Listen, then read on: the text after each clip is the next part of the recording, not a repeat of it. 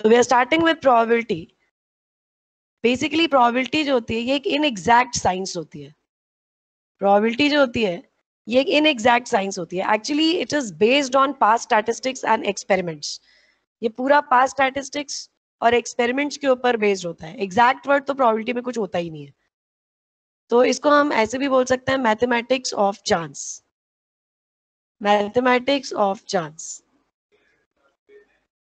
ठीक है, इसको हम बोलते हैं मैथमेटिक्स ऑफ चांस.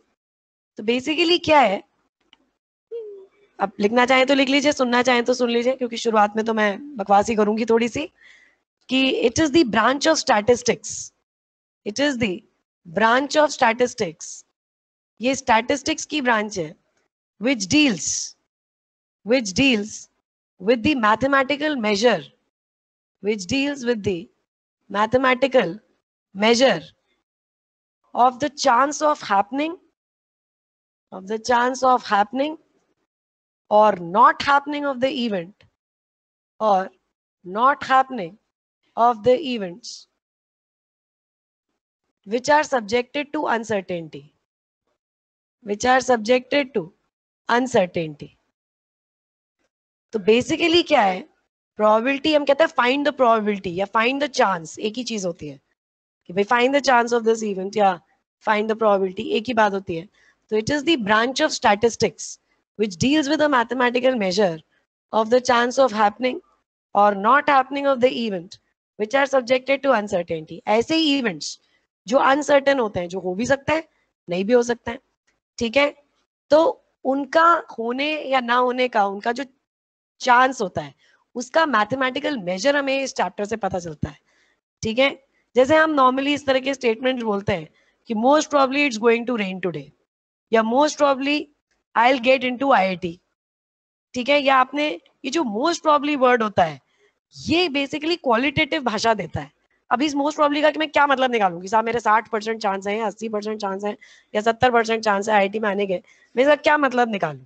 ठीक है ना, तो इसलिए हम तो इस तरह से बात कर ही नहीं सकते. तो हमें तो क्वांटिटेटिवली बात करनी पड़ेगी कि साहब मोस्ट प्रोबब्ली तो हम बोल ही नहीं सकते. तो हमारे आईआईटी में आने की क्या प्रोबेबिलिटी है, तो ये इवेंट हो भी सकता है नहीं भी हो सकता है, तो इसके होने का क्या चांस है. तो इसका जो मेजरमेंट है वो हमें इस चैप्टर से पता चलेगा. आगे जो हम फॉर्मूले वगैरह सीखेंगे उससे हमें पता चलता है कि साहब मेरा निकलने का चांस 60% है, या आप फ्रैक्शन में भी दे सकते हो, 1/4 है, 1/5 है, हाफ है, कितना है इसका चांस. या जैसे कभी आपने लैंग्वेज सुनी हो कि जैसे हम बोलते हैं ना कि odds in favor of A beating B in a table tennis tournament is 5:2. इस तरह की कभी जैसे लैंग्वेज आएगी आगे जब अपन क्वेश्चंस करेंगे कि odds in favor of A beating B in a table tennis tournament is 5:2. ये बेसिकली इसका क्या मतलब है, ये हमें पास्ट स्टैटिस्टिक्स शो करता है. इट मींस कि ये देखा गया है कि if A and B have played 7 games in the past, if A and B have played 7 games in the past, then 5 of them are won by A and 2 of them are won by B. तो odds in favor of A beating B is 5:2. मतलब 7 game अगर इनको खिलाए गए होंगे तो ये देखा गया होगा A ने 5 गेम जीते, B ने 2 गेम जीते. बाकी एग्जैक्ट तो प्रोबेबिलिटी में कुछ होता ही नहीं है. ठीक है, तो इस तरह की लैंग्वेजेस की बात प्रोबेबिलिटी में की जाती है. Now the origin of this chapter has come from the game of chance. इस चैप्टर का जो ओरिजिन हुआ था वो एक इटालियन चाइल्ड था, जेरोम कार्डन. जेरोम कार्डन ये एक इटालियन चाइल्ड था. ही सोड the seeds of this chapter. उसने बेसिकली इस चैप्टर के बारे में बताया था. मैंने आपसे कहा कि the origin of this chapter has come from the game of chance. Actually हुआ क्या था कि ये जो मैथमेटिशियन था, इटालियन चाइल्ड था 16th सेंचुरी में, ये बहुत गरीब था. ऑब्वियसली ये नॉर्मली ये मैथमेटिशियंस गरीब ही होता है, लेकिन हाईली इंटेलेक्ट था. ऑब्वियसली इंटेलिजेंट होगा ही, तभी इसने चैप्टर के बारे में बताया. बट इसकी जो सबसे बड़ी बात थी वो ये था, बहुत बीमार था. He was on bed, he was not mobile. So while he was on bed he was constantly doing some of the other experiments. वो लेटा लेटा टाइम नहीं वेस्ट करता था, वो एक्सपेरिमेंट करता रहता था. वो कुछ लूडो और गेम्स वगैरह खेलता रहता था. तो जब मैं आपसे कहती हूँ वो एक्सपेरिमेंट करता रहता था, तो वो एक्सपेरिमेंट करने का मतलब होता है कि वो ही was constantly throwing a dice. Experiment perform करता रहता था मतलब वो डाइस उछालता रहता था. He was constantly throwing a coin, tossing a coin. वो सिक्का उछालता रहता था. एक्सपेरिमेंट मतलब डाइस उछाल रहा है, सिक्का उछाल रहा है. या from a well shuffled pack of 52 playing cards वो एक पत्ता खींच रहा था, फिर उसने उस पत्ते को देखा यार कुछ आया, फिर उसने वापस अंदर डाल दिया पैक के अंदर, फिर शफलिंग करी, फिर पत्ता खींचा, फिर निकाला, फिर देखा अरे यार हुकुम का इक्का आ गया, फिर डाला, फिर ऐसे वो कई बार एक्सपेरिमेंट करता था। ठीक है, वो कॉन्स्टेंटली अपने रिपीट करता रहता था, अपने बार बार पत्ता निकालता रहता था, बार डाइस उछालता रहता था, बार बार कॉइन उछालता रहता था। या from an urn containing certain number of red, white, blue and green balls, वो कोई बॉल निकालता था, उसको देखता था, उसका कलर नोट करता था, फिर उसके अंदर डाल देता था। ठीक है, तो वो ये सारी ऑब्जर्वेशंस, ये नहीं कि सिर्फ खेलता रहा, मतलब वो सिर्फ एक्सपेरिमेंट करता रहता था। जब मैं आपसे कहती हूँ एक्सपेरिमेंट कर रहा था, एक्सपेरिमेंट मीन समझ में आ गया, एक ऐसा एक्शन, भाई आप डाइस उछाल रहे हो, कॉइन उछाल रहे हो, एक ऐसा एक्शन या ऑपरेशन रिजल्टिंग इन 2 और मोर आउटकम्स। भाई डाइस उछाल रहे हो, तो डाइस एक बार जैसी डाइस उछाली तो 6 आउटकम आ सकते हैं, 1 2 3 4 5 6। कॉइन उछाल रहे हो, 2 आउटकम आ सकते हैं, हेड और टेल। सो एक्शन और ऑपरेशन रिजल्टिंग इन 2 और मोर आउटकम्स। तो जब वो ये एक्सपेरिमेंट करता था तो फालतू नहीं कर रहा था, ही वॉज ऑब्जर्विंग समथिंग, वो कुछ ऑब्जर्व कर रहा था, वो ऑब्जर्व कर रहा था मैनर और frequency in which the outcomes of these experiments were taking place, कि कितनी बार मेरा हेड आ रहा है, कितनी बार टेल आ रहा है, वो इन आउटकम्स की फ्रीक्वेंसी, उनका मैनर वो ऑब्जर्व करता था। सो while he observed all these things, तो उसने कुछ ऐसे इंपॉर्टेंट ऑब्जर्वेशंस देखे by virtue of which he could able to give the classical definition of probability। तो उसने कुछ ऐसा ऑब्जर्व किया जिसकी मदद से उसने क्लासिकल डेफिनेशन ऑफ प्रोबेबिलिटी दी, जो कि हम आगे पढ़ेंगे। आपने पढ़ी भी होगी right from class 10th 11th, आप लोग थोड़ी थोड़ी प्रोबेबिलिटी पढ़ते आ रहे हो, आपने पढ़ी भी होगी favourable outcome upon total outcome. ठीक है, तो वो उसने जो क्लासिकल डेफिनेशन दी प्रोबेबिलिटी की, favourable outcome upon total outcome, ठीक है, तो ये उसने जो दी थी, ये अपन उसको सिस्टमैटिक तरीके से आगे चल के पढ़ेंगे। ठीक है, तो देखें, अभी तो मैंने कहा ना मैं शुरुआत में अभी ज्यादा कुछ लिखवा नहीं रही हूँ, अभी 10 मिनट बाद लिखवाना शुरू करूंगी, और अभी आप लिखना चाहो तो आप लिख सकते हो। अब देखो, जब उसने ये एक्सपेरिमेंट किए या ये गेम्स खेले उसने, लूडो और ये सब, तो उसने कुछ क्वेश्चंस अपने आप से पूछे। जब वो डाइस उछाल रहा था, कॉइन उछाल रहा था, उसके दिमाग में कुछ क्वेश्चंस आए, वो क्वेश्चन मैं आपसे पूछती हूँ, वो आप बता दोगे आराम से। तो जैसे पहला क्वेश्चन जो उसने अपने आप से पूछा, वो ये पूछा कि if a coin is tossed once, if a coin is tossed once, what is the probability. तो मैं आपसे पूछ रही हूँ, if a coin is tossed once, what is the probability of getting head. बताइए, छोटे छोटे सवाल है, लिखना चाहो तो लिख लो। हाफ। तो बिल्कुल खट से मुझे जवाब मिल गया, क्योंकि इतनी प्रोबेबिलिटी तो आपने पढ़ी हुई है क्लास 10th 11th में। So if a coin is tossed once, what is the probability of getting head, आपने मुझे खट से जवाब दे दिया हाफ। लेकिन उस बेचारे ने इस हाफ को कैसे सोचा होगा, उसने इसे 2 तरीके से सोचा। पहला तरीका, जैसे परम्यूटेशन में आपने करा था ना, एक तो गिन गिन के करते थे अपन, एक बिना गिने फंडामेंटल प्रिंसिपल ऑफ काउंटिंग से करते थे। वही चीज यहाँ है कि उसने एक तो large number of times experiment perform किया। ठीक है, एक तो उसने नंबर ऑफ टाइम, मतलब उसने 100 बार सिक्का उछाल के देखा, तो उसने देखा ऑन एन एवरेज 50 दफे उसका हेड आ गया। अब आप ये नहीं कि मुझसे घर जाओ लड़ना शुरू कर दो कि साहब मैंने अपने घर पे 100 दफे सिक्का उछाल के देखा, मेरा तो 50 दफे हेड आया ही नहीं, मेरा तो 2 दफे हेड आया। मैंने आपसे क्या बोला, प्रोबेबिलिटी इज एन इनएग्जैक्ट साइंस, सब कुछ चांस की बात है इसमें, ये इनएग्जैक्ट साइंस है, हर बच्चे के अलग अलग आ सकता है आंसर। अभी मान लीजिए तने घर पे गए, उन्होंने करा 100 दफे सिक्का उछाला, साहब उनका तो 10 दफे आ गया, लड़ने आ गए मेरे से, साहब मेरा तो 10 आ गया, 10 दफे ऐड आ गया, आप तो कह रही थी प्रोबेबिलिटी हाफ आएगी, मेरी तो आई नहीं। ठीक है, दूसरा बच्चा बोला साहब इसका तो 10 आ गया, मेरा तो, मैंने 100 दफे उछाला तो पता लगा मेरा तो 90 दफे ऐड आ गया। तो फिर मैं आपसे कहूंगी प्रोबेबिलिटी की इनएग्जैक्ट साइंस है। आप एक काम करिए, 1000 दफे सिक्का उछालिए।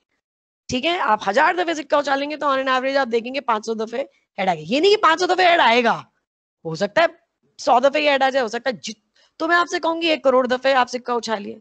The larger number of times you perform the experiment, more accurately your probability will tend towards half। समझ रहे मेरी बात को? The larger number of times you perform the experiment, तो उतना ही एक्यूरेटली उसका जो प्रोपोर्शन था हेड आने का, वो हाफ की तरफ भाग रहा है। तो प्रोबेबिलिटी की इनएग्जैक्ट साइंस, पर वही है ना, हर समय आप एक्सपेरिमेंट कर करके तो आप आंसर नहीं लाओगे अपना। अगर हर आदमी एक्सपेरिमेंट करने बैठ गया तो बेचारा पेपर कब करेगा, तो एक्सपेरिमेंट कर करके देखोगे नहीं। तो उसने एक फॉर्मूला बनाया था जो कि अपन आगे पढ़ेंगे, लेकिन ऐसे अपने को आइडिया तो है ही कि यार मैं एक favourable upon total outcomes, favourable outcomes upon total outcomes, इसको प्रॉपर्ली अपन आगे पढ़ेंगे, टोटल आउटकम्स। तो उसने मतलब इसको ऐसे भी सोचा, इसने उसने इस चीज को इस तरह से रिलेट किया होगा कि यार अब ऐसे तो हर बच्चा तो नहीं कर करके देख सकता। उसने क्या किया कि उसने बोला यार जब मैं सिक्का गिराऊंगा तो उसके 2 आउटकम हो सकते हैं कि यार वो या तो हेड गिरेगा या टेल। हम लोग हमेशा फेयर कॉइन की बात करते हैं, फेयर मतलब अनबायस्ड कॉइन की बात करते हैं।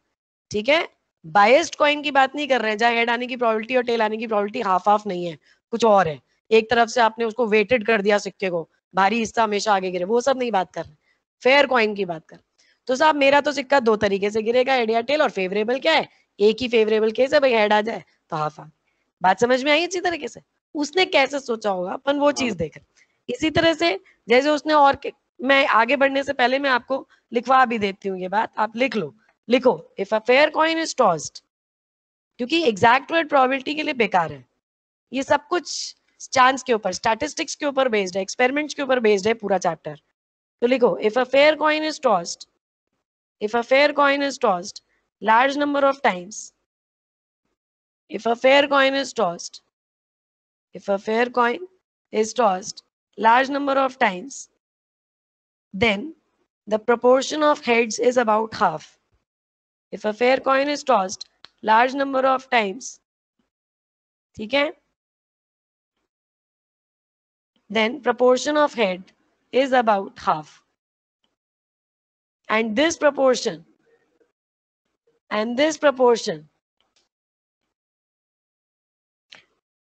of heads and this proportion tends close to half as the number of tosses increases, and this proportion tends close to half, and this proportion tends close to half as the number of tosses increases.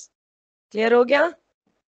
जैसे अगर मैं आपसे एक true false पूछूं, अभी मैंने कुछ भी नहीं पढ़ाया आपको, लेकिन फिर भी मैं आपसे एक ट्रू फॉल्स पूछ रही हूँ।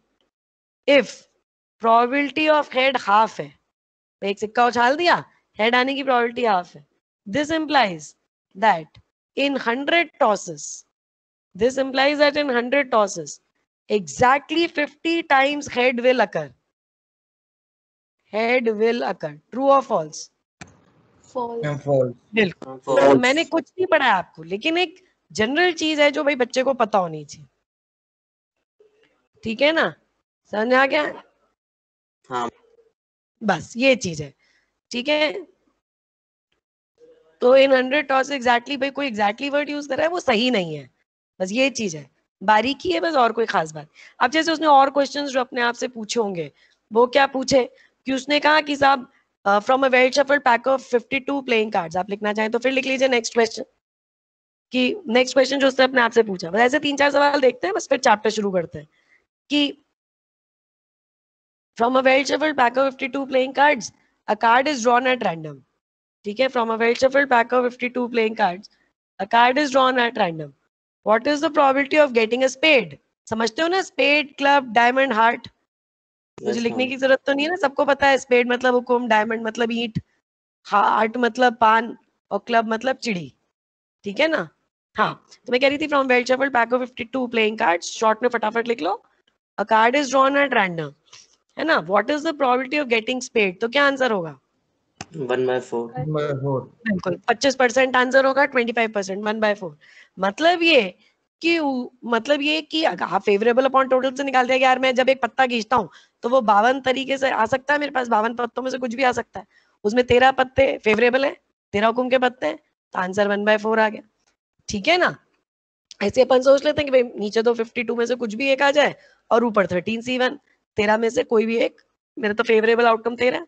तो ये बेसिकली जब उसने एक्सपेरिमेंट कर करके देखा होगा तो उसने कैसे सोचा होगा, ये तो उसने बाद में बनाया फॉर्मूला जो फेवरेबल अपॉन टोटल, कि यार देखो इसमें भी फिट बैटरी है ये चीज, पर पहले तो उसने एक्सपेरिमेंट किया, भाई पहली बार पत्ता खींचा, है ना, उसने देख के ऑब्जर्वेशन लिख लिया अपने पास और पत्ते को वापस डाल दिया, फिर शफलिंग करी, फिर दोबारा पत्ता खींचा, फिर देख लिया, फिर वापस डाला, फिर दोबारा पत्ता खींचा, फिर देख लिया, फिर तो ऐसे उसने मान लो 4 बार एक्सपेरिमेंट परफॉर्म किया, तो उसने देखा ऑन एन एवरेज एक बार उसका हुकुम आ रहा है। अब आप मुझसे लड़ने आ गए साहब, मैंने भी 4 बार करके देखा था, मेरा तो चारों दफे ईंट आ गया, मेरा तो आया ही नहीं हुकुम, तो मैं कहूंगी अब 8 दफे करके देखो, ऑन एन एवरेज 2 बार हुकुम आएगा, उसमें भी नहीं आया तो आप 52, मतलब जितनी ज्यादा बार आप एक्सपेरिमेंट परफॉर्म करोगे, ठीक है, ऑन एन एवरेज उतनी बार आपका उसी प्रपोर्शन से आ जाएगा कि भाई आपकी प्रोबेबिलिटी 1/4 की तरफ भागेगी, ठीक है। तो इसलिए हम एग्जैक्ट वर्ड की तो कभी प्रोबेबिलिटी में बात करते ही नहीं है। तो उसने बेचारे ने 1 करोड़ दफे, 10 करोड़ दफे एक्सपेरिमेंट कर करके देखा होगा, तो उसने देखा होगा कि उसका भाई ये प्रोपोर्शन 1/4 की तरफ भाग रहा होगा,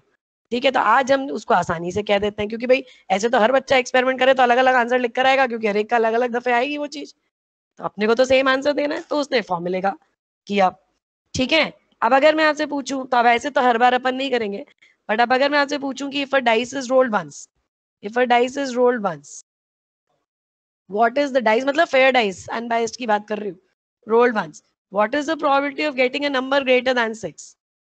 what is the probability of getting a number greater than 6? तो क्या आंसर देंगे?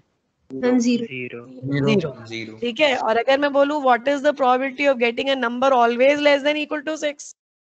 मैं जब भी डाइस डालूं मेरा नंबर हमेशा 1, 100%।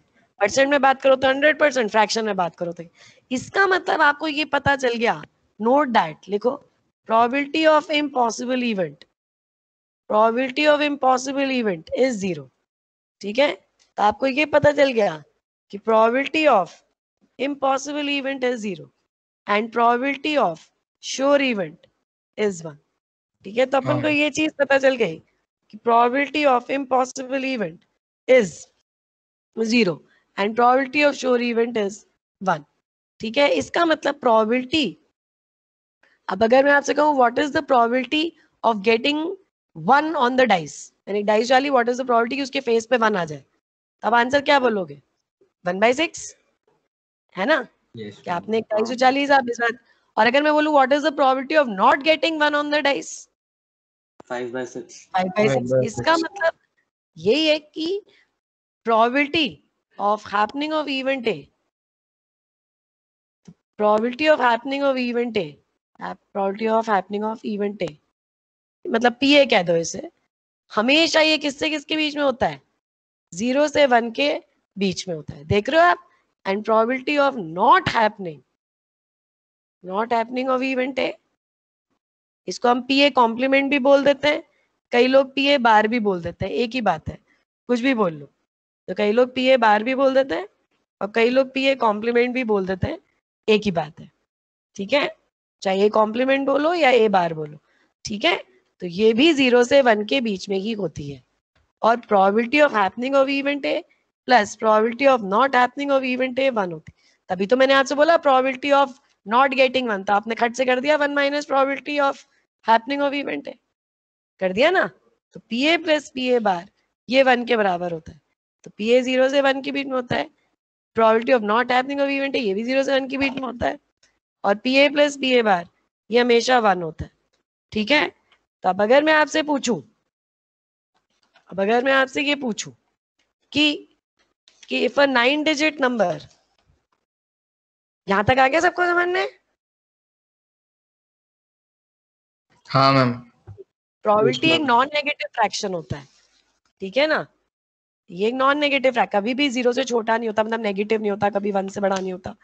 ठीक है, तो प्रोबेबिलिटी या चांस एक ही चीज है। तो अब अगर मैं पूछूं कि if a 9 digit number, if a 9-digit number is written at random, 9-digit number from 1 to 9, if a 9-digit number है from 1 to 9 है digits is written at random without repetition, without repetition लिखा है, एक 9 digit का number कैसे भी लिख लिया आपने without repetition, what is the probability that number is divisible by 9? number is, इसमें लिखना बहुत पड़ता है क्योंकि आप प्रॉपर्ली लिखवाऊंगी हर चीज, बस ये थोड़ा सा शुरुआत का। अभी तो हम शुरू में जो लेक्चर पढ़ेंगे ना आज और नेक्स्ट लेक्चर, उसमें 11th का पढ़ेंगे पूरा, फिर 12th स्टार्ट होगी अपनी, क्योंकि 12th में क्या थ्योरम से स्टार्ट कर रखी है। So what is the probability that the number is divisible by 9? एक 9 डिजिट नंबर है, 1 से 9 तक के डिजिट से विदाउट रिपीटेशन उसको रैंडमली लिख लिया, बताइए इस बात की क्या प्रोबेबिलिटी है कि नंबर 9 से डिविजिबल होगा?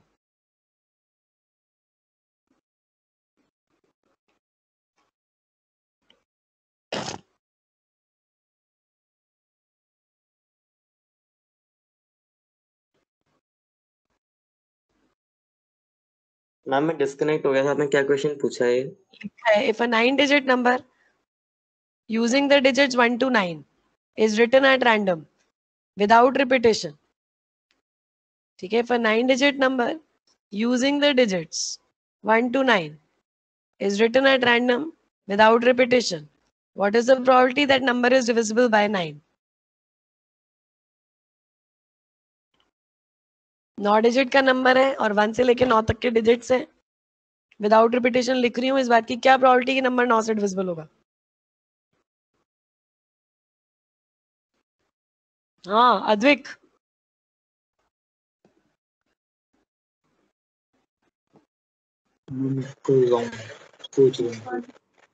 हाँ अनुपमा का जवाब आया मेरे पास। वेरी गुड, ये तो श्योर इवेंट है। 9 डिजिट नंबर 1 से 9 तक तुम लिखोगे, वो तो हमेशा ही उसका सम 45 होता है। सम 45 है तो होता हमेशा ही 9 से डिविजिबल होगा। तो फिर उसके टोटल केसेस भी 9 फैक्टोरियल है, 9 डिजिट नंबर 9 फैक्टोरियल तरीके से, फेवरेबल केसेस भी है, कोई भी लिख लो, श्योर इवेंट है। समझ में आया? मैं तो भी कुछ पढ़ाया ही नहीं, इसलिए बिल्कुल जनरल चीज ही पूछ रही हूँ। तो मैं तो वही बात कर रही हूँ ना कि प्रोबेबिलिटी ऑफ श्योर इवेंट। अभी मैं तुमसे बोलूं मैंने एक 100 मीटर लंबे आदमी से हाथ मिलाया, तो इस बात की क्या प्रोबेबिलिटी है? तुम क्या बोलोगे? 0? 100 मीटर लंबा आदमी हो सकता है क्या? इम्पॉसिबल इवेंट है, वो चीज है। ठीक है, तो answer is probability of sure event 1 होता है। चलिए, तो इससे पहले कि हम डेफिनेशन पर आए, तीन बहुत प्रोबेबिलिटी की डेफिनेशन पर आने से पहले तीन बहुत इंपॉर्टेंट डेफिनेशंस हम पढ़ने जा रहे हैं, क्योंकि वो तीनों डेफिनेशंस पूरे चैप्टर में यूज होती रहेंगी और उसी के बेसिस पे वो डेफिनेशन है जो आप फेवरेबल अपॉन टोटल की बात करते हो। ठीक है ना? तो चलिए, तो लिखिए, let us suppose on conducting an experiment, let us suppose on conducting an experiment, मैं कोई एक्सपेरिमेंट कंडक्ट कर रही हूँ, मतलब मैंने डाइस उछाल दी, कॉइन उछाल दिया, कुछ भी, पत्ता खींच रही हूँ, कुछ भी। So let us suppose on conducting an experiment. ठीक है, मैंने कहा ही आपसे एक्सपेरिमेंट एक ऑपरेशन होता है रिजल्टिंग इन 2 और मोर आउटकम्स। तो सपोज मैंने कोई एक एक्सपेरिमेंट कंडक्ट किया, n equally likely, mutually exclusive and exhaustive outcomes occur.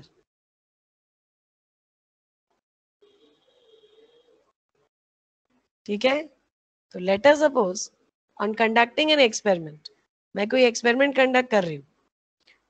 ठीक है, मतलब हो सकता है मैंने एक सिक्का उछाला तो मुझे दो, एन का मतलब दो equally likely mutually exclusive exhaustive outcome मिले, हेड या टेल।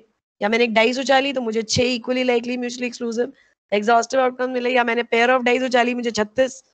तो ये चीज मैं बात कर रही हूँ कि let us suppose on conducting an experiment, suppose मैं एक एक्सपेरिमेंट कंडक्ट करती हूँ। ठीक है, तो अगर मैंने एक एक्सपेरिमेंट कंडक्ट किया, ठीक है, तो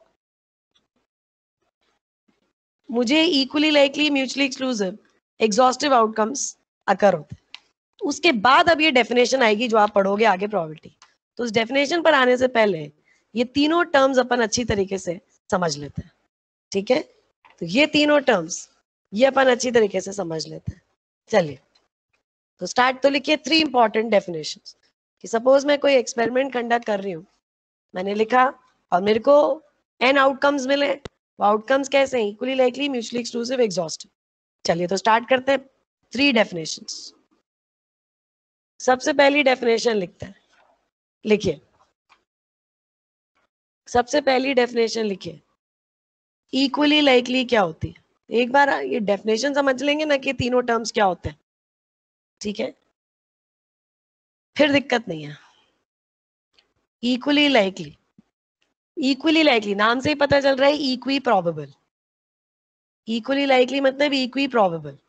तो लिख लीजिए, events are said to be equally likely, events are said to be equally likely if each event is as likely to occur as any other event. Events are said to be equally likely if each event is as likely to occur as any other event. ठीक है, ये किसी ने कोई मुझे message डाला है क्या? यार मेरे को फोन पे फिर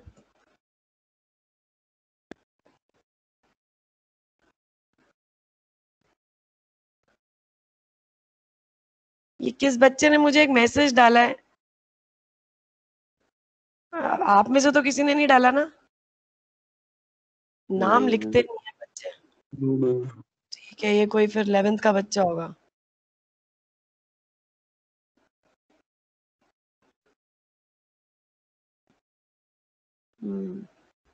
नाम नहीं लिखते, चलो 1 मिनट।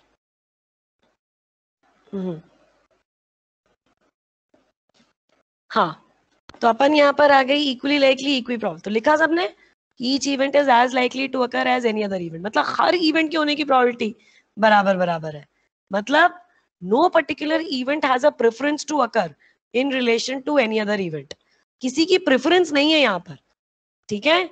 फॉर एग्जाम्पल आप लिख सकते हो, for example tossing a coin results in 2 equally likely outcomes, होता है कि नहीं, जब आप सिक्का उछालते हो तो 2 इक्वली लाइकली आउटकम मिलते हैं आपको, या तो हेड मिलेगा या टेल, दोनों इक्वली लाइकली है। हाँ एग्जाम्पल लिखते जाना, for example tossing a coin results in 2 equally likely outcomes, और एग्जाम्पल लिख लो throwing a dice results in 6 equally likely events, ठीक है। तो throwing a dice results in 6 equally likely outcomes, समझ में आ रही है बात। इसी तरह से अगर ड्रॉइंग अ कार्ड फ्रॉम, और लिख लो example, drawing a card from a well shuffled pack of 52 playing cards results in 52 equally likely outcomes, समझ में आ रही है बात। मतलब each card is as likely to be withdrawn as any other card, हर पत्ते के Yes, आने की प्रोबेबिलिटी क्या है, 52 ही तो बोलोगे, चाहे हुकुम का इक्का हो, चाहे चिड़ी की तिक्की हो, चाहे पान की इक्का हो, कुछ भी हो, किसी भी पत्ते के आने की प्रोबेबिलिटी क्या है, 1/52 ही है, हाँ समझ में आ गया, ठीक है। बट नॉट इक्वली लाइकली का भी एग्जाम्पल लिख लो, लिखते जा रहे हो फटाफट, ठीक है। हाँ मैम बट हाँ, बट गेटिंग, ये लिख लेना, getting a total of 7 is not as equally likely as getting a total of 12 when a pair of dice are rolled once. Getting a total of 7, यहाँ तो ठीक है, आपने एक पत्ता खींचा, तो आपने कहा कि अगर मैंने 52 पत्तों में से कोई पत्ता खींचा, हर पत्ते खींचने की प्रोबेबिलिटी बराबर है, तो मेरे को 52 इक्वली लाइकली आउटकम मिलेंगे, सारे के सारे आउटकम्स इक्वली लाइकली है, सबके आने की probability 1/52, but getting a total of 7 is not as equally likely, ठीक है। Getting a total of 7 is not as equally likely as getting a total of 12 when a pair of dice is rolled once. Getting a total of 7 is not as equally likely as getting a total of 12 when a pair of dice is rolled once. समझ में आया। जब आपने एक pair of dice उछाला तो 7 का total कितनी तरीके से आ सकता है, 1 6 6 1 3 4 4 3 5 2 2 5, यही आ सकता है ना।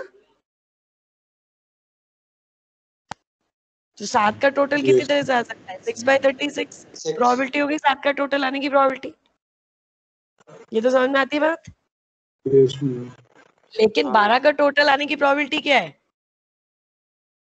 6 और 6 एक ही है, 1/36। देखिए 2 2 ही 6 6 ही आ सकता है, 6 6 ही आ सकता है, टोटल ऑफ 12 है ना, और ये टोटल ऑफ 7, तो they are not equally likely, तो ये तो उसका भी लिख लो, नॉट का भी लिख लो, तो ये 6 टाइम्स ज्यादा है, इसलिए कभी आप अपने दोस्त से बराबर बराबर की शर्त मत लगा लेना कि साहब तू तब जीतेगा जब तेरा 7 का टोटल आएगा और मैं तब जीतूंगा जब मेरा 12 का टोटल आएगा, उसके जीतने की प्रोबेबिलिटी आपके मुकाबले 6 गुना ज्यादा है, तो बराबर बराबर की शर्त मत लगा लेना, फिर आपको 6 गुने ज्यादा पैसे मिलने चाहिए उसके मुकाबले, समझ में आ गई बात।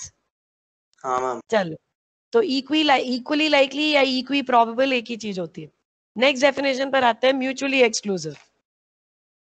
नेक्स्ट डेफिनेशन पर आइए,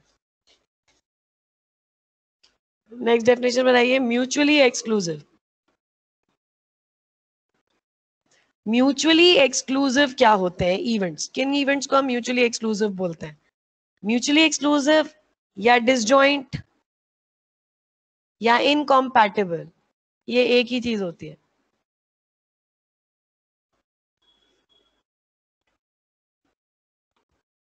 ठीक है, तो म्यूचुअली एक्सक्लूसिव या डिसजॉइंट या इनकॉम्पैटिबल, ये एक ही चीज होती है। ठीक है,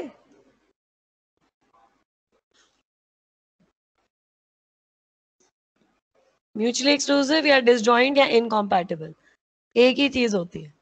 मतलब लिखो, events are said to be mutually exclusive if there simultaneous occurrence, एम ही लिख लिया करो, इक्वली लाइकली कोई ईएल लिख लिया करो, ठीक है।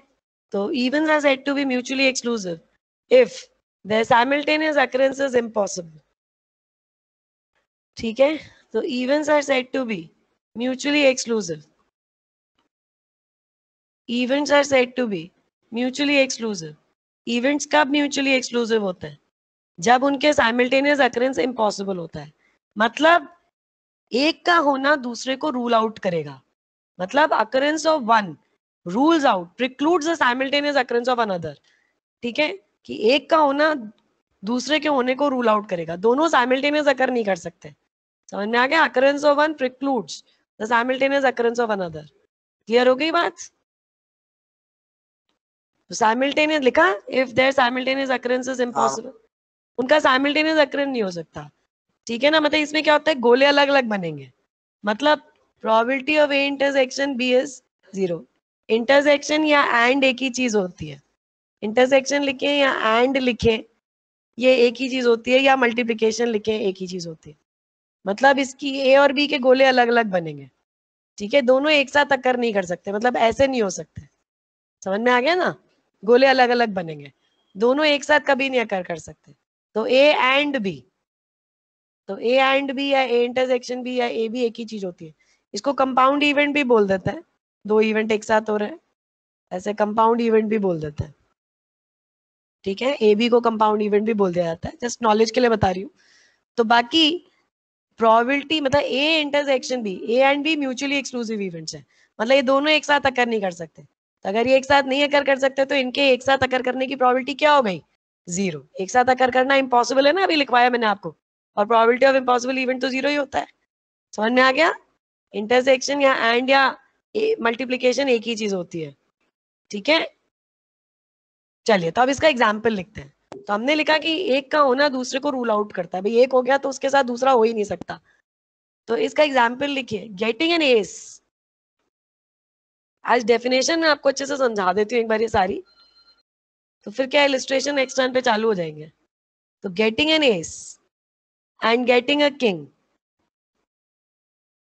तो एग्जाम्पल लिख लो इसका, getting an S and getting a king in a single draw. Single पे अंडरलाइन कर लेना, सिंगल ड्रॉ पे अंडरलाइन कर लेना. Getting an ace and getting a king in a single draw from a well shuffled pack of 52 cards. From a well shuffled pack of 52 cards. ठीक है, are mutually exclusive events. मतलब मैंने एक पत्ता खींचा, सिंगल ड्रॉ लिख रही हूं देखो आप. ठीक है, सिंगल ड्रॉ लिख रही हूं, तो मैंने एक पत्ता खींचा. अब मैं कह रही हूं इक्का भी आ जाए और बादशाह भी आ जाए. पॉसिबल है क्या? नहीं है पॉसिबल. बस ये दोनों म्यूचुअली एक्सक्लूसिव इवेंट्स हैं. तो getting an S and getting a king in a single draw from a well shuffled pack of 52 cards. मैं 52 पत्ते में से एक पत्ता खींच रहा हूं, तो मैं इसलिए आपको सिंगल ड्रॉ पे अंडरलाइन करा रही हूँ. ठीक है, कि हम इसमें एक सिंगल एक्सपेरिमेंट करते हैं. ठीक है, हमने एक बार एक्सपेरिमेंट किया और उसी में हमने डिफाइन कर दिया. बताओ इक्का भी बादशाह भी एक ही ये दोनों कैसे हो सकते हैं भाई? तो ये म्यूचुअली एक्सक्लूसिव है. ठीक है, बट मैं नॉट का भी एग्जाम्पल लिखवा देती हूँ, हल्किया लिख लो. बट लिखना, getting a queen, but getting a queen and getting a heart, getting a queen and getting a heart. ठीक है, getting a queen and getting a heart in a single draw, in a single draw from 52 cards are not mutually exclusive events. समझ में आ रही है बात? अब मैं बोल रही हूँ साहब मैंने बेगम भी निकाली और मैंने पान भी निकाला सिंगल ड्रॉ में, ये म्यूचुअली एक्सक्लूसिव नहीं है. तो पॉसिबल है पान की बेगम आ जाए तो? मतलब क्लियर हो रहा है अच्छी तरीके से? Yes ma'am. Yes, ma'am. ठीक है, ठीक है, और एग्जाम्पल लिख लो. वो तो एक दो लिख लो तो क्लियर हो जाएगा. throwing a total of 7, throwing a total of 7 and throwing a total of 11, throwing a total of 7 and throwing a total of 11 in a single draw, in a single throw, in a single throw, throwing a total of 7 and throwing a total of 11 in a single throw with a pair of dice. Throwing a total of 7 and throwing a total of 11 in a single throw with a pair of dice. ठीक है, देखो single throw पे underline कर लेना. आप इसमें एक single experiment perform करते हो और उसी पे आप 2-3 जितने भी इवेंट्स है डिफाइन कर लो. अब अगर वो एक साथ हो सकते हैं तो वो म्यूचुअली एक्सक्लूसिव नहीं है, और वो एक साथ नहीं हो सकते हैं तो वो म्यूचुअली एक्सक्लूसिव है. डिसजॉइंट, इनकॉम्पैटिबल, कुछ भी लिख लो. अब बताओ, throwing a total of 7 and throwing a total of 11 in a single, एक आपने पेयर ऑफ डाइस डाल दी, बताओ है क्या ये म्यूचुअली एक्सक्लूसिव? बिल्कुल, क्योंकि अगर 7 का टोटल आ गया तो 11 का नहीं आ सकता, और 11 का आ गया तो 7 का नहीं आ सकता. लेकिन but throwing a doublet and throwing a total of 10, throwing a doublet and throwing a total of 10, ठीक है, throwing a doublet and throwing a total of 10 in a single throw are not mutually exclusive. क्योंकि doublet समझते हो ना, 1 1 2 2 3 3 4 4 5 5 6 6, तो अभी 5 5 आ जाए तो डबलेट भी आ रहा है और 10 का टोटल भी आ रहा है, तो ये म्यूचुअली एक्सक्लूसिव नहीं है, नॉट म्यूचुअली एक्सक्लूसिव. तो समझ में आ गया इसका एग्जांपल? और कराने की जरूरत तो नहीं है, ठीक है ना? मैं कहूँ अब तो वैसे सुन सकते हो भाई, throwing an odd number and throwing an even number in a single throw, ठीक है, विद एन अनबायस्ड डाइस, तो ये तो म्यूचुअली एक्सक्लूसिव है. But throwing an even number and throwing a prime number in a single throw, ये mutually exclusive नहीं है. अभी मैं 2 उछाल दूं तो इवन भी और प्राइम भी है. तो आप किसको इवेंट्स बोलते हो ये आपके ऊपर है, ठीक है. ऑड और इवन को बोल रहे हो तो ये म्यूचुअली एक्सक्लूसिव है, और इवन और प्राइम को बोल रहे हो तो ये म्यूचुअली एक्सक्लूसिव नहीं. आ गया? Yes ma'am. ठीक है, तो इसमें तो फिर गोले अलग अलग बनेंगे. ए इंटरसेक्शन भी कभी होता ही नहीं है. ए इंटरसेक्शन भी एम्प्टी सेट है इस केस में, तो फिर ये इंटरसेक्शन भी 0 हो जाता है. ठीक है, अब हम आते हैं तीसरी डेफिनेशन पे, एग्जॉस्टिव इवेंट्स. इसको भी समझते हैं क्या है. डेफिनेशन अच्छे से करके और वो क्लासिकल डेफिनेशन ऑफ प्रोबेबिलिटी कर लेते हैं, फेवरेबल अपॉन टोटल, मतलब एक बार, ताकि फिर नेक्स्ट टर्न से फिर चालू हो जाएंगे एग्जाम्पल. हाँ, अब आते हैं अपन एग्जॉस्टिव. एग्जॉस्टिव नाम से ही पता चल रहा है साहब, इसके अलावा और कोई पॉसिबिलिटी नहीं है, इसके अलावा और कुछ हो ही नहीं सकता, कि जब मैं डाइस उछालूं तो 1 2 3 4 5 6 के अलावा कुछ गिर ही नहीं सकता. तो यही एग्जॉस्टिव इवेंट्स हैं, तो ये अपनी सैंपल स्पेस हो जाती है. थोड़ा आइडिया है आपको, है ना? तो लिखो इवेंट्स ए बी सी, लिख लो. एक थोड़ी लेमैन की लैंग्वेज में एक डेफिनेशन लिखवा देती हूँ. Events A B C are said to, कितने भी इवेंट्स हो सकते हैं वो तो, are said to be exhaustive. Events A, B, C are said to be exhaustive if no event outside this set, if no event outside this set can result as an outcome of an experiment, as an outcome of an experiment. ठीक है, तो events A, B, C are said to be exhaustive if no event outside this set can result as an outcome of an experiment.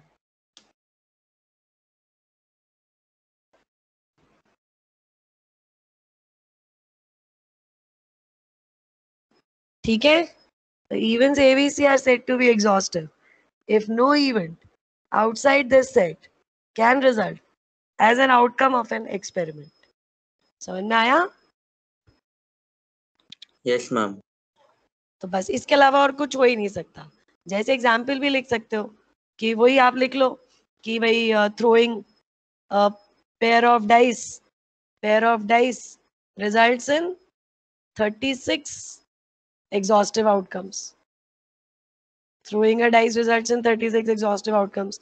और भी लिख सकते हो कि भाई throwing a total of 2 or 3 or 4 or 12, सारे के सारे with a pair of dice are exhaustive. ये भी लेकिन equally likely नहीं है, ये तो सब equally likely है. ये जो 36 outcomes हैं ये equally likely है, 1 1 1 2 1 3 1 4. लेकिन ये throwing a total of 2 or 3 exhaustive तो है, लेकिन equally likely नहीं है, क्योंकि 2 का टोटल एक ही तरीके से आ सकता है 1 1. इसकी प्रोबेबिलिटी तो 1/36 है, जबकि 3 का टोटल 2 तरीके से आ सकता है, 1 2 2 1, तो 2/36 है। बात समझ में आ रही है? हाँ मैम। हाँ, तो डेफिनेशन क्लियर होनी चाहिए क्या चीज एग्जॉस्टिव है, क्या चीज क्या है। ठीक है, ऐसे ही ड्रॉइंग हार्ट और क्लब और डायमंड और spade in a single draw from 52 cards are exhaustive events, are exhaustive events. समझ में आ रहा है कि भाई मैंने एक पत्ता खींचा, या तो हार्ट आएगा, या क्लब आएगा, या डायमंड आएगा, या स्पेड आएगा। ये चारों के चारों एग्जॉस्टिव इवेंट्स। और अगर आप पूरे 52 के 52 लिखो तो वो 52 के 52 एग्जॉस्टिव इवेंट्स हैं। आप किसको एग्जॉस्ट इवेंट्स बोलते हो, ये आपके ऊपर। अगर आप इसे इवेंट बोल रहे हो तो ये चारों एग्जॉस्टिव है, कि इसके अलावा कुछ आ ही नहीं सकता। अगर आप हुकुम का इक्का चिड़ी की दुखी मतलब पूरे 52 के 52 लिख दो तो वो 52 के 52 एग्जॉस्टिव आउटकम्स है, उसके अलावा कुछ नहीं हो सकता। आप इवेंट्स किसको बोल रहे हो तो आपके ऊपर। उन 52 को बोल रहे हो तो वो 52 एग्जॉस्टिव आउटकम्स है। इन 4 को बोल रहे हो तो ये 4 एग्जॉस्टिव आउटकम्स है, कि भाई इसके अलावा कुछ और आ ही नहीं सकता। ठीक है ना? या मैंने कोई एक वो उछाल दिया, सिक्का उछाल दिया, सिक्का उछाल दिया तो उससे मुझे 2 एग्जॉस्टिव आउटकम्स मिलेंगे, मिलेंगे ना? समझ में आ रहा है? ठीक है, तो हाँ इन मैम। जनरल आप लिख लीजिए, इन जनरल लिखिए if A and B are exhaustive, if A and B are exhaustive events defined on sample space. ये पूरी की पूरी सैंपल स्पेस कहलाती है फिर, कि भाई इसके अलावा और कुछ हो ही नहीं सकता, ये जो भी एग्जॉस्टिव आउटकम्स हैं, है ना? तो if A and B are exhaustive events defined on sample space, then A union B gives the complete sample space. If A and B are exhaustive events defined on sample space, then A union B gives the complete sample space. And PA union B is equals to 1. ठीक है? तो अगर A union B पूरी sample space दे रही है, अगर A और B exhaustive events है, तो PA यूनियन B क्या हो जाएगा? 1 हो जाएगा। तो अगर ए और बी एग्जॉस्टिव इवेंट्स हैं, पूरी सैंपल स्पेस पे डिफाइंड है, तो पी ए यूनियन बी 1 है, कि भाई इसके अलावा और कुछ हो ही नहीं सकता, तो इस पूरे की प्रोबेबिलिटी 1 है। जैसे अगर मैं आपसे कहूँ कि भाई मैं एक सिक्का उछाल रही हूँ तो 2 एग्जॉस्टिव आउटकम्स आ रहे हैं, या तो हेड या टेल। तो पी एच यूनियन टेल मतलब P H plus P tail कितना आ रहा है? 1 ही तो आ रहा है ना? जितने भी इवेंट्स है सबकी प्रोबेबिलिटीज का यूनियन क्या आ रहा है? 1 आ रहा है कि नहीं? 1। हाँ मैम। उन सारे इवेंट्स के यूनियन ले लो, उनकी प्रोबेबिलिटी क्या आ रही है? 1। तो मतलब अगर ए और बी एग्जॉस्टिव इवेंट्स हैं तो पी ए यूनियन बी हमेशा 1 होगा, कि भाई अब इसके अलावा और कुछ हो ही नहीं सकता। ये एंटायर सैंपल स्पेस देगी आपकी। ठीक है, A union B gives the entire sample space. कहने का मतलब ये होता है, आप आगे चल के फॉर्मूला पढ़ोगे, वैसे आपने 11 में ही पढ़ा होगा कि अगर ये ए और बी इवेंट्स हैं, ये पूरा ए यूनियन बी है, तो आपको फॉर्मूला तो पता ही होगा, P A union B is, तो अपन आगे पढ़ेंगे P A plus P B minus P A intersection B is equals to 1। ठीक है, ए और बी अगर एग्जॉस्टिव इवेंट्स हैं तो ए हाँ, मैम। यूनियन बी आपको पूरा कंप्लीट सैंपल स्पेस देगा। अगर ए यूनियन बी पूरी सैंपल स्पेस है, ए और बी एग्जॉस्टिव इवेंट्स हैं, तो पी ए यूनियन बी हमेशा 1 है। तो पी ए यूनियन बी होता है P A plus P B minus P A intersection B. अगर ए और बी एग्जॉस्टिव इवेंट्स हैं तो फिर पी ए यूनियन बी क्या हो जाएगा? 1 हो जाएगा। ठीक है, अगर ए और बी एग्जॉस्टिव इवेंट्स हैं तो फिर पी ए यूनियन बी क्या हो जाएगा? 1 हो जाएगा। ठीक है, अगर ए और बी म्यूचुअली एक्सक्लूसिव हैं तो फिर तो गोले अलग अलग बनेंगे। तो अगर ए और बी, अच्छा ए यूनियन बी को हम ए और बी भी लिखते हैं, ये मतलब ए प्लस बी भी लिखते हैं। ठीक है, तो यूनियन या और या प्लस एक ही चीज होती है, जैसे इंटरसेक्शन एंड और मल्टीप्लिकेशन एक ही चीज होती है। अगर ए और बी म्यूचुअली एक्सक्लूसिव भी हैं तो उस केस में पी ए यूनियन बी क्या हो जाएगा? P A plus P B, फिर तो होगा ही नहीं है पी ए इंटरसेक्शन, है ना? हाँ मैम, बिल्कुल। बताइए इतनी सी चीज। तो अगर ए और बी म्यूचुअली एक्सक्लूसिव है तो म्यूचुअली एक्सक्लूसिव के केस में प्रोबेबिलिटी सिंपली ऐड हो जाती है। ये बात याद रखना, म्यूचुअली एक्सक्लूसिव के केस में प्रोबेबिलिटी सिंपली ऐड हो जाती है, क्योंकि वो वाला तो हिस्सा ही नहीं होता ना उसके अंदर, वो तो 0 है। हाँ, अगर ये एग्जॉस्टिव भी है तो फिर पी ए यूनियन बी 1 ही होगा, तो उस केस में P A plus P B की वैल्यू 1 हो जाएगी। अगर म्यूचुअली एक्सक्लूसिव नहीं है, ऐसा डायग्राम है, और ए और बी एग्जॉस्टिव इवेंट्स है, तो इस चीज की वैल्यू 1 है। अगर गोले दूर दूर है तो इस चीज की वैल्यू 1। तो अगर ए और बी एग्जॉस्टिव भी हैं और म्यूचुअली एक्सक्लूसिव भी है तो P A union B P A plus P B भी हो जाएगा म्यूचुअली एक्सक्लूसिव के हिसाब से, और फिर पी ए यूनियन बी की वैल्यू 1 भी हो जाएगी। तो ये तो डिपेंड करता है कि क्या चीज है। समझ में आ रही है बात सबको? ठीक है। Yes ma'am. तो अगर ए और बी हाँ, मैम। एग्जॉस्टिव इवेंट्स है डिफाइंड ऑन सैंपल स्पेस, तो ए यूनियन भी आपको कंप्लीट सैंपल स्पेस देता है, और पी ए यूनियन बी जो होता है वो 1 होता है। ठीक है। तो अगर ये एग्जॉस्टिव इवेंट्स है तो पी ए यूनियन बी 1। तो अगर म्यूचुअली एक्सक्लूसिव होगा तो बस प्रोबेबिलिटी सिंपली ऐड हो जाएंगी उसमें। तभी तो आपसे बोलती हूँ कि जैसे अगर मैं आपसे बोलूँ एक डाइस उछाल दी मैंने, ठीक है, एक डाइस उछाल दी, what is the probability of getting 1 और 2 और 3 और 4 और 5 और 6? ठीक है। और मतलब यूनियन, तो आप क्या बोलोगे? म्यूचुअली एक्सक्लूसिव है ना, 1 तो प्रोबेबिलिटी सिंपली ऐड ही हो जाएंगी इसमें। तो ये सारे इवेंट्स कैसे हैं? म्यूचुअली एक्सक्लूसिव है कि अगर आपने डाइस उछाली, अगर 1 आ गया तो 2 3 4 5 6 आ ही नहीं सकता, अगर 2 आ गया तो 1 3 4 5 6 नहीं आ सकता। ये सारे इवेंट म्यूचुअली एक्सक्लूसिव है। ठीक है। तो म्यूचुअली एक्सक्लूसिव है तो प्रोबेबिलिटी ऐड हो जाएंगी, और ये एग्जॉस्टिव है, इसके अलावा कुछ हो ही नहीं सकता। तो P A union B union C, इसका वैल्यू क्या हो जाएगी? 1। बस। हाँ मैम। अगर म्यूचुअली एक्सक्लूसिव है तो प्रोबेबिलिटी सिंपली ऐड हो जाती है। एग्जॉस्टिव भी है तो 1 हो जाएगा P A union B union C. 1/6 plus 1/6 सभी इक्वली लाइकली भी है, 1/6 प्लस 1/6 प्लस 1/6 आंसर है। तो थोड़ा सा बस वो क्लैरिटी होनी चाहिए, बाकी कोई ऐसी दिक्कत नहीं है। ठीक है। तो अपन समझ में आ गया एग्जॉस्टिव मतलब इसके अलावा कुछ हो ही नहीं सकता। ठीक है। तो ए और बी एग्जॉस्टिव है तो डायग्राम ऐसे भी बन सकता है। वो तो मतलब डिपेंड करता है भाई, अब अगर म्यूचुअली एक्सक्लूसिव है तो भाई ठीक है, फिर तो ये होगा ही नहीं उस केस में, तो सिंपली ऐड ही हो रही है प्रोबेबिलिटीज। बस। तो एग्जॉस्टिव है तो पी ए यूनियन बी 1 होता है, ये चीज ध्यान रखना। ठीक है। चलो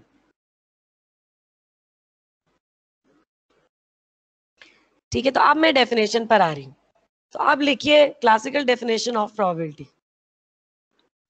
अब ये तीनों टर्म्स आपकी समझ में आ गए हैं, तब लिखिए क्लासिकल डेफिनेशन ऑफ प्रोबेबिलिटी। लिखवाऊं? Yes ma'am. Yes, ma'am. if n represents total number of equally likely, mutually exclusive and exhaustive outcomes of an experiment, if n represents total number of equally likely, mutually exclusive and exhaustive outcomes of an experiment and m of them, और उनमें से m जो है, and m favors the happening of event A, if n represents total number of equally likely, mutually exclusive, exhaustive outcomes of an experiment and m favors the happening of event A, और उनमें से m favor करता है happening of event A, then ये है classical definition of probability, PA is equals to m upon n। ठीक है। और या फिर ऐसे लिख सकते हैं PA is equals to NA upon NS। ठीक है। where NS denotes number of events in sample space। ठीक है। number of elements in sample space। ठीक है। तो ये जो चीज आ रही है, ठीक है, तो सबको समझ में आ रही है? NS denotes number of events in sample space, number of cases in sample space, number of elements in sample space, कुछ भी लिख लो। ठीक है। तो PA is equals to NA upon NS and NA denotes number of cases which favors the happening of event A, the number of cases which favors the happening of event A। ठीक है। NS denotes number of elements in sample space, number of cases in sample space, number of events in sample space, कुछ भी लिख लो। ठीक है। and NA denotes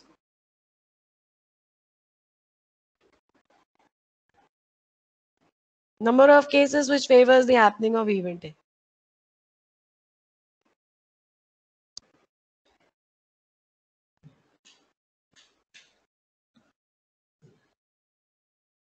yes ma'am. ठीक है। तो कैसे भी लिख लीजिए, कोई दिक्कत नहीं है। सबको समझ में आ गई बात? चलो डेफिनेशन क्लियर हो Yes. गई। हाँ चलिए। तो अपन जैसे ना 2 सैंपल स्पेस करते हैं, सिंपल सी सैंपल स्पेस करते हैं बिल्कुल। तो पहली सैंपल स्पेस अपन करते हैं थ्रोइंग अ कॉइन 3 टाइम्स या tossing a coin 3 times.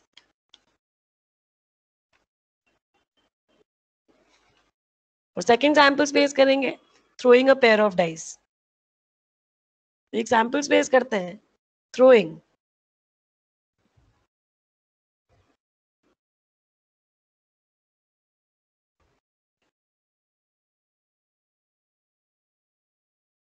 a coin 3 times। ठीक है, एक अपन जैसे इसकी सैंपल स्पेस करते हैं कि भाई मैंने एक सिक्के को 3 बार उछाल दिया। ठीक है, तो चाहे मैं कहूं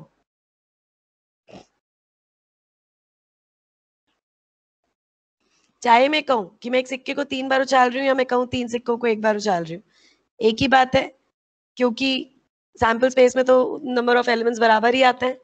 ठीक है, तो देखिए, तो देखो कि जैसे मैंने सिक्का उछाल दिया, आप ट्री डायग्राम से भी देख सकते हो 8 की सैंपल स्पेस बनेगी, ये तो सबको पता है कि स्टार्ट दी एक्सपेरिमेंट। मैंने एक सिक्का उछाला या तो हेड आएगा या टेल, दोबारा उछाला या तो हेड आएगा या टेल, हेड आएगा टेल, फिर उछाला है तो हेड आएगा टेल, हेड आएगा या टेल। ठीक है, ये आ गया, तो ये सैंपल स्पेस बन गई थ्रोइंग अ कॉइन 3 टाइम्स। तो ये मेरे पास 8 की सैंपल स्पेस बन गई। एक भी ऑर्डर बदल दोगे तरीका बदल जाएगा। ठीक है, तो ये मेरे पास 8 की सैंपल स्पेस बन गई। समझ में आ रही है बात? आप ऐसे भी लिख सकते हो कि जैसे 3 की सैंपल स्पेस लिखनी है तो आप 2 की लिख लो, HTTH, HHTT, ऐसे भी लिख सकते हो। और फिर इसकी फोटोकॉपी कर लो, 2 की सैंपल स्पेस लिख लो और इसकी फोटोकॉपी कर लो। पहली फोटोकॉपी में सब जगह H डाल दो, दूसरी फोटोकॉपी में सब जगह टेल डाल दो। ठीक है, तो अपन पहली फोटोकॉपी में क्या डाल दें, सब जगह H डाल दें, और दूसरी फोटोकॉपी में सब जगह क्या डाल दें, टेल डाल दें। समझ में आ गया? कैसे भी कर लो। हाँ मैम। तो क्या आपके पास सैंपल स्पेस में कितने एलिमेंट्स हो गए? 8 हो। 8। ठीक है, हाँ, तो ये आपके पास 8 इक्वली लाइकली, म्यूचुअली एक्सक्लूसिव और एग्जॉस्टिव आउटकम्स है। ठीक है,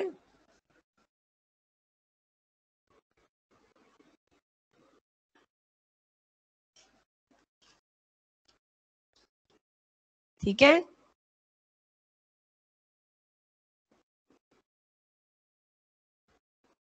यस मैम। ठीक है। तो ये आप किसको इवेंट कह रहे हो भाई? मैं इनको इवेंट कह रही हूँ, तो ये मेरे 8 के 8 इक्वली लाइकली है, तो मानोगे सबके अकर करने की प्रोबेबिलिटी 1/8 है। म्यूचुअली एक्सक्लूसिव है, अगर ये हो गया तो ये बाकी हो ही नहीं सकते, और एग्जॉस्टिव है, इनके अलावा और कुछ हो नहीं सकता, ये तो मानोगे। ठीक है, इनके अलावा और कुछ हो नहीं सकता। चलिए, तो ये अपने पास 8 हो गया। अब इसमें वो कुछ भी सैंपल स्पेस में कोई क्वेश्चन बना दे कि भाई ये 3 अपन ने 3 coins are tossed once, या if a coin is tossed 3 times, तो what is the probability of getting head and tail alternately? एकदम सिंपल सी चीज ले रही हूँ, what is the probability of getting head and tail alternately? HTH और THT। ठीक है, सो दो ही आ रहे हैं, HTH आ रहा है एक, तो probability of HTH और THT, तो बस 2 केसेस फेवर कर रहे हैं और अपॉन टोटल 8 केसेस हैं सैंपल स्पेस में। ठीक है, so number of cases in sample space 8 है, number of events in sample space, number of elements in sample space 8 है। ठीक है, तो टोटल आउटकम्स अपने पास 8 है, और फेवरेबल आउटकम्स कितने हैं? 2 है। पर ये 8 के 8 कैसे हैं? Equally likely, mutually exclusive, exhaustive है। ठीक है, ये 8 के 8 कैसे हैं? इक्वली लाइकली, म्यूचुअली एक्सक्लूसिव और एग्जॉस्टिव इवेंट्स हैं। समझ में आया? तभी ये फॉर्मूला लगेगा, वरना नहीं लगेगा। ठीक है, अब इसी में वो आपसे कह रहा है what is the probability of getting at least 1 head. तो भाई कम से कम एक हेड आ जाए, तो कम से कम एक हेड आने की प्रोबेबिलिटी क्या है? 1 माइनस टोटल प्रोबेबिलिटी तो 1 होगी, तो 1 minus probability of getting no head. ठीक है, ये आ गया, तो 1 माइनस 1/8, तो 7/8 आ गया। और इसी में वो कहता है what is the probability of getting at most 1 head. ठीक है ना?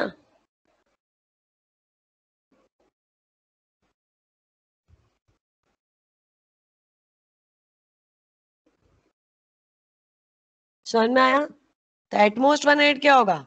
ज्यादा से ज्यादा एक हेड है, ज्यादा से ज्यादा एक हेड मतलब ये वाला केस, ये वाला केस, ज्यादा से ज्यादा एक हेड है, ये वाला केस, ये वाला केस, बस यही हो सकता है। तो हम्म, TTH और HTT अलग अलग ही माने जाएंगे सब। आंसर कितना आ गया? एटमोस्ट 1/8, 1/2। 4/8 हो गया। ठीक है ना? पर नीचे जो आने चाहिए वो Yes. Equally likely mutually exclusive exhaustive outcomes आने चाहिए। ठीक है?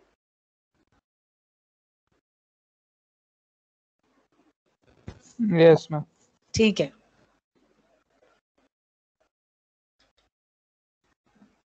हाँ मैम। ठीक है, तो ये चीज आ गई। अब एक सेकंड सैंपल स्पेस की बात करते हैं। तो एक सैंपल स्पेस और देखते हैं आज, क्योंकि एक्चुअल इलस्ट्रेशंस तो नेक्स्ट टाइम पे ही स्टार्ट करूंगी मैं।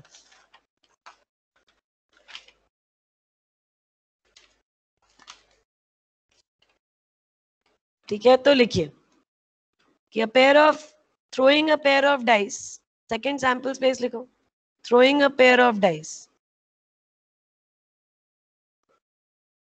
gives 36 equally likely, mutually exclusive and exhaustive outcomes.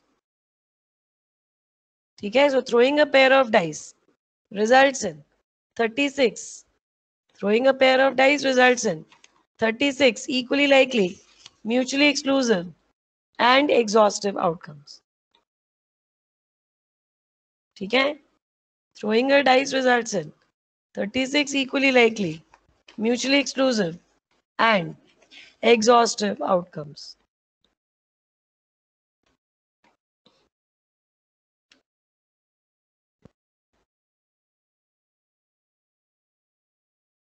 अब बना लेते हैं कि कौन कौन से 36 हैं।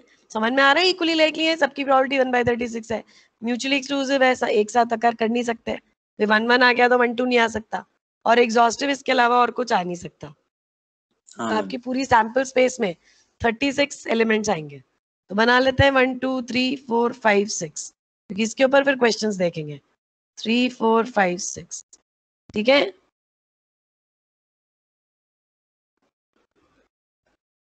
1 2 3 4 5 6 ये लिखते चले जाओ।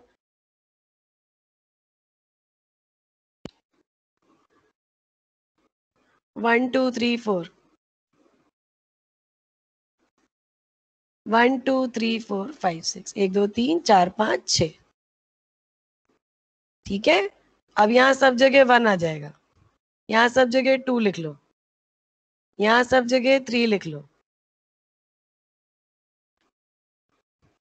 सब जगह 4 लिख लो, यहाँ सब जगह 5 लिख लो, और यहाँ सब जगह 6 लिख लो। ठीक है, अब इस हाँ पे मैम। क्वेश्चंस देखते हैं। तो इस सैंपल स्पेस पे आज क्वेश्चंस और देख लेते हैं। तो देखो, पहला तो अपन यहाँ पे लिखते हैं कि भाई probability of getting a total of 2, कि pair of dice is rolled once. What is the probability of getting a total of 2? 1/36. भाई 1 1 ही आ सकता है। Probability of getting a total of 3. 1 2 2 1. 2/36. Probability of getting a total of 4. 1 3 3 1 2 2. 3/36. यही होगा।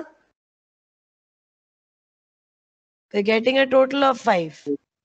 4/36. गिनते जाओ। Getting a total of 6. 5/36. क्योंकि 1 5 5 1 2 4 4 2 3 3, probability of getting a total of 7, ये highest probable है। ठीक है, ये हाईएस्ट प्रोबेबल। अब कम होना शुरू हो जाएगा। probability of getting a total of 8, 5/36, क्योंकि 2 6 6 2 3 5 5 3 4 4। ठीक है, probability of getting a total of 9, 4/36, probability of getting a total of 10, 3/36, getting a total of 11, 2/36, getting a total of 12, 1/36। ये चीज आ गई। हाँ मैम। ठीक है, तो आपने देखा ये हाईएस्ट प्रोबेबल है, ये कम होना शुरू। एक बच्चे ने मुझसे पिछले साल एक क्वेश्चन पूछा था कि जैसे आप ये कहती हो, अगर मैं आपसे कहूँ what is the probability of getting a total of 2, तो आप 1/36 क्यों बोलती हो, 1/11 क्यों नहीं बोलती हो? मैंने कहा 1/11 कहाँ से आया तुम्हारा? तो बोले कि जब भी मैं पेयर ऑफ डाइस उछालूंगा तो या तो 2 का टोटल आएगा या 3 का या 4 का या 5, 6, 7, 8, 9, 10, 11, 12। तो 11 तरीके से टोटल आ सकता है और मुझे 2 का टोटल चाहिए तो 1/11। तो वो 1/11 गलत है।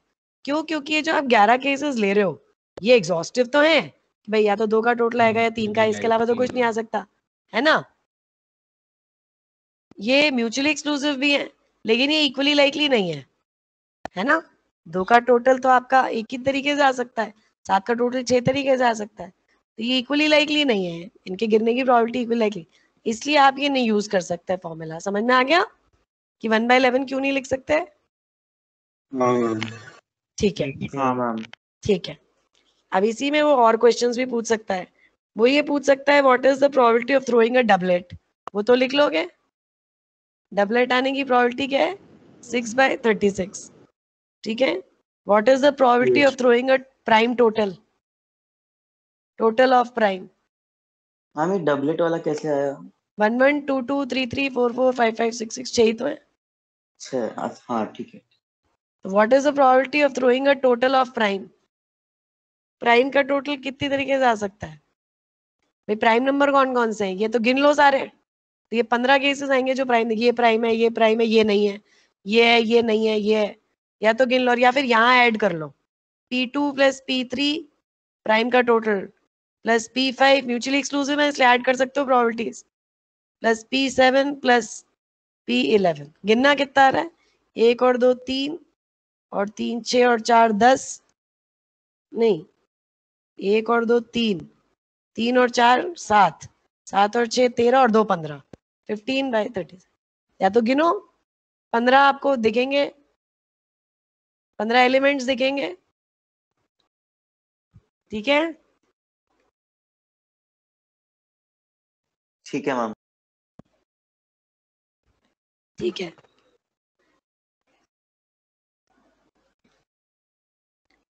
ठीक है। तो या हाँ तो मैम। गिन लो नहीं तो यहाँ से जोड़ लो। अब ऐसे और एक आध क्वेश्चन भी बन सकता है, जैसे एक क्वेश्चन लिखता है इसी में ही, if A is the event, if A is the event that sum of two numbers is 6, sum of two numbers is 6, and B is the event that largest of two numbers is 4. If A is the event the sum of two numbers is 6 and B is the event that largest of the two numbers is 4.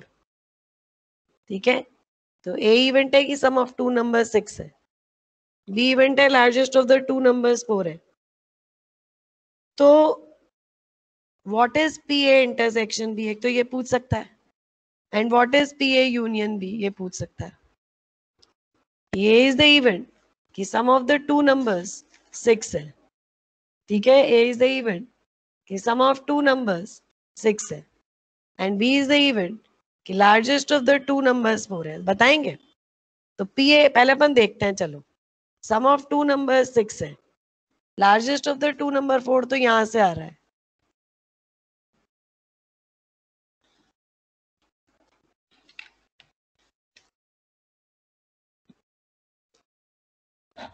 ठीक है,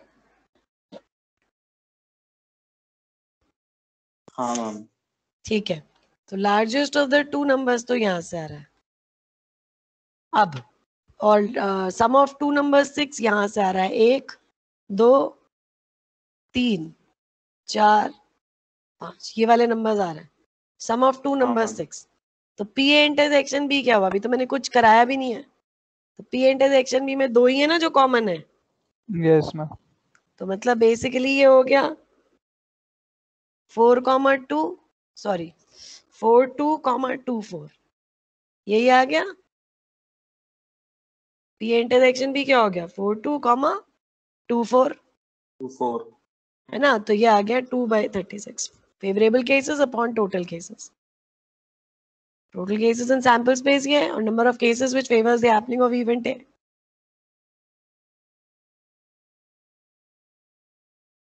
हाँ ma'am.